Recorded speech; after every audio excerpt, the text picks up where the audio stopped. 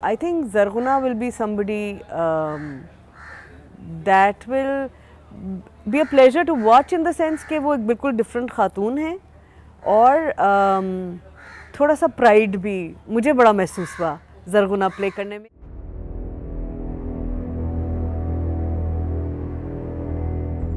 जब गीदड़ जूतों समेत के तुम्हें घुसने लगे तो ना आने वाली फसल में बरकत होगी और ना आने वाली नस्ल में।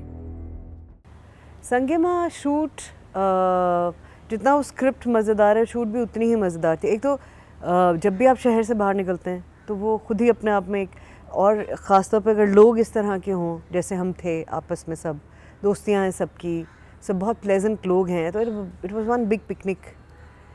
लोकेशंस इतनी हसीन हैं, अपने आप को डिस्ट्रैक्टेड ना रखना ज़्यादा बड़ा काम था कि you start looking at things and you से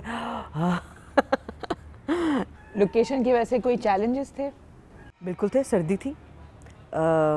लाहौर इस्लामाबाद वाले शायद फिर भी ठीक रहे होंगे, कराची वाले की तो काफ़ी घिघी बंधी हुई थी क्योंकि इतनी ठंड की तो हमें आदत नहीं है। और फिर ज़ाहिर थोड़ा दूर दूर थे तो ट्रैवल भी करना पड़ता था सुबह उठ के।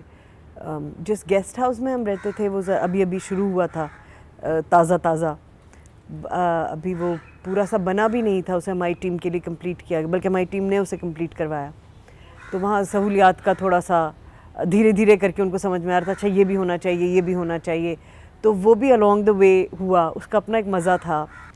आपके कैरेक्टर की बात करें तो अगर मैं लुक से स्टार्ट करूँगी, जितना अनकन्वेंशनल कैरेक्टर है वो लुक से ही पता चल रहा होता है। वार्डरोब एंड इनफैक्ट जो shawl you are wearing, initial episodes में सोशल मीडिया पे उस पर भी बात हो रही थी, उसकी एक स्पेसिफिक सिग्निफिकेंस है, तो व्हाट उसके बारे में आप क्या हमें इस वक्त बता सकती हैं? वो शॉल तो लिखी हुई है उसमें कि वो पहनती है और उसकी सिग्निफिकेंस है जो मैं भी आपको नहीं बता सकती, लेकिन उसके किरदार के साथ उसकी सिग्निफिकेंस है एक, जो आपको लेटर एपिसोड्स में पता चलेगी। सो उसका जो एक डिमीनर है, एंड देन लोग भी कमेंट कर रहे होते हैं कि यू नो हॉर्स राइडिंग और इस तरह की चीज़ें जो ख़वातीन से एसोशिएट नहीं की जाती नॉर्मली, तो जब आप इसकी शूट कर रही थी तो हॉर्स राइडिंग कैसा एक्सपीरियंस था, और इज़ इट समथिंग जो आपने ड्रामा के लिए किया या पहले भी it has been a part of Sania Saeed's life? नहीं, मैंने पूछा था सैफ से बहुत बार कि क्या मैं हॉर्स राइडिंग सीख लूँ, बिकॉज़ अगर कितना घोड़ा दौड़ाना है मुझे, लेकिन उसने कहा कि नहीं, हमें because now she is an older person, शायद जवानी में दौड़ाती होगी घोड़ा, लेकिन अब नहीं, उसको ज़रूरत नहीं है, तो वो हमें नहीं करना, तो सीखना चाहो तो सीख लो, लेकिन उसकी हमें ज़रूरत नहीं है। बट बहुत कंफर्टेबल था बिकॉज वो बहुत ही ख़याल भी रखा गया इस बात का कि सेफ्टी का ख्याल रखा जाए। वो ख़ुद बहुत प्यारे हैं जुल्फ़ी साहब, जुल्फ़ी नाम रखा मैंने उनका कोई नाम ही नहीं था। मैंने कहा नहीं, ऐसे तो मैं घोड़ा नहीं, भाई ऐसे घोड़े पे नहीं बैठती जिसका नाम ना हो, तो मैंने उसका नाम जुल्फ़ी रखा। वो बहुत प्यारे हैं ख़ुद, उनसे काफ़ी मेरी दोस्ती रही, और यकीनन वो एक अनकन्वेंशनल ख़ातून हैं ज़रगुना। लेकिन जब हम वहाँ शूट कर रहे थे तो मुझे दो एक लोगों ने बताया कि यहाँ करीब के गांव में एक ऐसी खातून हैं, वो ख़ुद अपनी ज़मीनों की देख रेख करती हैं, घुड़सवारी करती हैं, बंदूक भी चलाती हैं। ट्राइबल इलाक़ों में आपको ये ख़वातीन मिलती हैं, लेकिन हमने उनको सिर्फ एक तरह देखने की आदत डाल दी है कि वो एक ख़ास तरह से चादर ओढ़ती होंगी, वो कुछ नहीं बोलती होंगी, उनकी कोई वॉइस नहीं होगी। अपनी भूख प्यास आराम का तो ख्याल ही नहीं रखते हैं ना बिल्कुल। अच्छा, गरम शॉल रखी थी ना इनके बैग में, पिंड में मगरिब के बाद ठंड हो जाती है ना सकीना?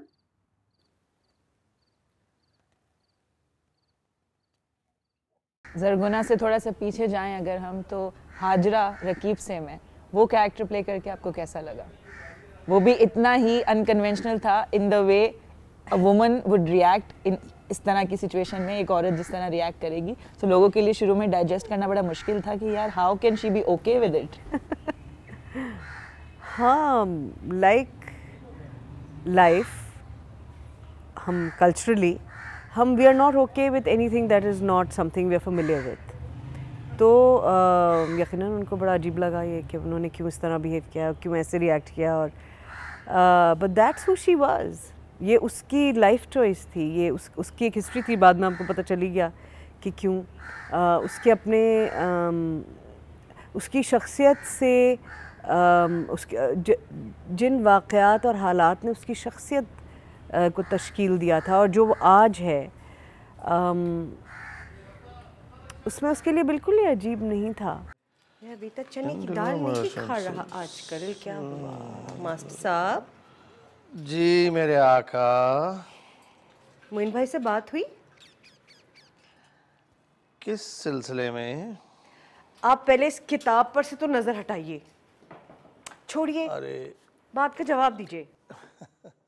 महरपोश का एक कैरेक्टर था जो मुझे थोड़ा सा ये था कि यार, और मुझे किसी ने कहा भी कि सानिया सईद ने ये कैरेक्टर क्यों किया, क्योंकि वैसे तो हमारे टीवी पर ऐसी बहुत सारी माएँ हैं एंड यू नो बेटियाँ एंड मामलात एंड सारी चीज़ें, बट शायद सानिया सईद को हम बहुत उस तरह के कैरेक्टर्स में देखने के आदी हैं। सो उस कैरेक्टर का क्या, जब वो ऑफ़र हुआ था, जब आपने किया, तो क्या आपके तासुरात थे?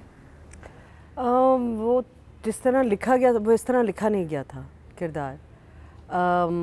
ये हमारी स्क्रिप्ट डिपार्टमेंट ने और हमारे डायरेक्टर साहब ने मिलके, मज़हर मोइन ने इसको थोड़ा सा अल्टर किया। वो तो बहुत ही कन्वेंशनल खातून लिखी गई थी। हमें एल्डरली लोगों को, एल्डरली कपल्स को कभी मोहब्बत करते, मोहब्बत से बात करते, मोहब्बत के रवैयों को बरतते देखने की आदत ही नहीं है, क्योंकि हम अपने एल्डर्स को कभी लड़ते झगड़ते तो देखते हैं, प्यार मोहब्बत करते नहीं देखते, विच इज़ सो सैड। और मैं और मज़हर अक्सर ये बात करते हैं कि जिनका सबसे लेजिटिमेट रोमांस है, जिनकी शादी को 25 साल हो गए हैं, जिन्होंने 2 बच्चे पैदा किए हैं, पाले हैं, एक ज़िंदगी साथ गुजारी है, सबसे लेजिट रोमांस तो उनका है। But people are awkward with their romance, but they're okay with these young boys and girls, unmarried, according to your whatever your cultural belief is. They're okay with that and they want to see that, but they don't want to see elderly people expressing love. तो मुझे उसमें ये बात अच्छी लगी थी कि वो रिलेशनशिप उनका बहुत ही अच्छा। विमेन पोर्ट्रेयल की बात करें तो हमें पता है कि कितने ज़्यादा रिग्रेसिव होते हैं, स्पेशली यंग विमेन आजकल, अगर हम हर ड्रामा में देखें। लेकिन अगर मैं एक सर्टेन एज के बाद एक एक्टर्स की बात करूं, फीमेल एक्टर्स की, सो आपको लगता है कि स्कोप है स्मॉल स्क्रीन में? जैसे हदीका ने अभी इस पॉइंट पर डेब्यू किया और रकीब से में जितना अनकन्वेंशनल और रिफ्रेशिंग आपको देखना था, उतना ही अच्छा उस कैरेक्टर को देखकर लगा। सो एक तरह से she has redefined that thing, वरना इस तरह के रोल्स लिखे नहीं जाते। Absolutely, absolutely. आई थिंक ये अभी कोई 15 साल का है फिनोमेना कि the stories have become about very young people. अगर पुराना भी आप टेलीविज़न का वक्त याद करें और बीट का भी याद करें, तो हमेशा सेंट्रल कैरेक्टर्स बड़ी उम्र के ही लोग होते थे या मिडिल एजेस में कहीं लोग होते थे। मुझे तो मिलते हैं बहुत दिलचस्प किरदार, मुझे बहुत मज़ा भी आता है उन्हें करने में। तो मुझे लगता है स्कोप तो है कि what inspired us looking at our senior actor, हमसे जो एक नस्ल पहले के एक्टर्स थे। आई was doing Tapish, I was in school then, और उसमें मिना पैदा हुई थी जिसकी अब शादी हुई है माशाल्लाह। तो रुबीना आपा यूज्ड टू रन होम, हम सब लंच करते थे, शी वुड रन होम गाड़ी में बैठ के and she would feed Mina and come back. नई माओं की हम बात कर रहे हैं या अदाकारों की बात करें, तो ऐसी काफ़ी एक्ट्रेसेस हैं जिनके साथ आपने काम किया है। आप तो काफ़ी अरसे से काम कर रही हैं, बट अभी मैं करंट में नाम लूँ तो रकीब से मैं इकरा थी, अभी हानिया है संगे माँ में, आयज़ा थी महरपोश में। तो कैसा एक्सपीरियंस रहा आपका? बहुत मज़ा आया, मुझे बहुत मज़ा आता है इनके साथ। इतने मस्त बच्चे हैं, इतने अच्छे, इतने प्यारे, खुश मिजाज, मेहनती, शदीद मेहनती लड़कियाँ हैं ये। आयज़ा और इकरा तो अभी नई माएँ हैं, डेडिकेटेड माएँ, शदीद।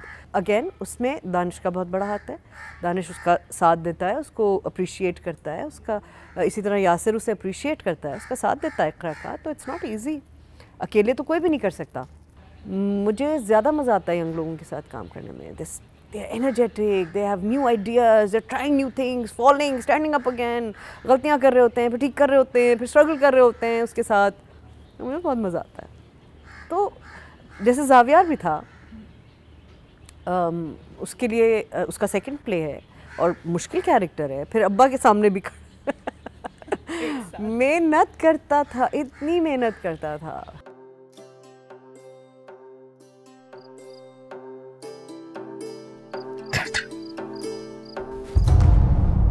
मैं अपना सर खुद संभाल सकती हूँ, तुम्हारी खुशामद की कोई ज़रूरत नहीं। खुशामद नहीं, खिदमत कर रही हूँ। मुझे तुम्हारी खिदमत की भी कोई ज़रूरत नहीं। हानिया को शुरू में अच्छा हमें बार बार कहा गया कि एक्सेंट कम रखें, एक्सेंट कम रखें, एक्सेंट कम रखें, क्योंकि सब अलग अलग जगहों से अलग अलग एक्सेंट्स बन जाते हैं, फिर वो अजीब एक मलगूज़ा सा बन जाता है एक्सेंट्स का। तो जो हमारे पेशावर से एक्टर्स आए, मैंने तो उनसे बोल के कहा, मैंने कहा ठीक बोल रही हूँ, कह रहे बिल्कुल ठीक बोल रही हैं। मैंने कहा अच्छा ठीक है, फिर ठीक है। तो सब ने थोड़े कम कम एक्सेंट्स रखे। तो हानिया ने बाकायदा प्रैक्टिस की, वो जाके पहले संगे मरमर देखा एक रात बैठ के पूरा, और सुबह आई आंखें सूजी, मैंने कहा क्या कितनी संगे मरमर देखा, अब मेरा एक्सेंट अब ठीक हो जाएगा। Then she worked on her accent, she maintained her accent. It's not easy.